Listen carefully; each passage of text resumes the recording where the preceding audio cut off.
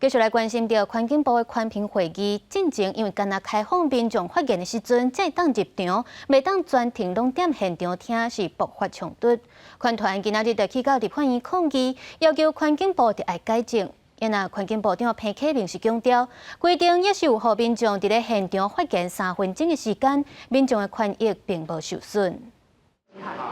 反对环境部，反对环境部，限缩公民参与。花口湖要求环境部改正无互民众质疑环评会议会议场帮听的做法，若无未诉清敌匪，继续冻结环境部预算。环团指出，顶日的环评会议，民众无法度进入会场的帮听室，方要求到隔壁会议室看直播，无法度全程参与，爆发冲突。环境部讲，是因为进前4节环评遭到干扰，改变发言方式，环团批评，互公民参与的方法纠罪。我认为这个是严重压缩人民的权利，一定要要求立法院要去纠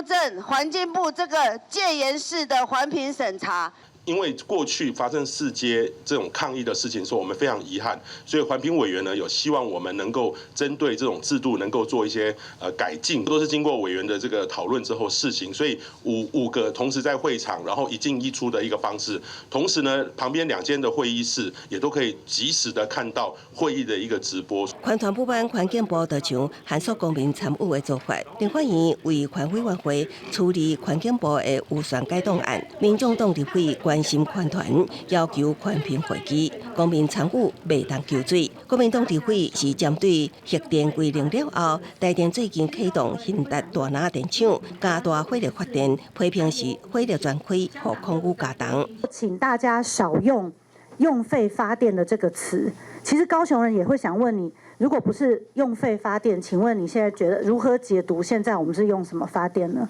我们能够希望那个用煤发电能够越少越好，但是其实各种的空污的减量也要一起来做啦，反正是整个国家的平均，不是说一个站。那我当然知道高雄的确 PM2.5 平均还有到15左右，所以其实我也知道这个问题。回答执行长黄仁勋顶日伫洞察 AI 措施峰会，提到各种能源拢需要向政府发声，爱投资核能，能源无应该互污名化。潘启明表示，政府从来唔捌放弃任何能源，也毋过需要考量台湾有地动断层一寡特殊的地理条件，也无法度妥善处理核废料，爱处理大众共识，也期待有更加安全、更加保障的新能源技术。公司新闻采访报道。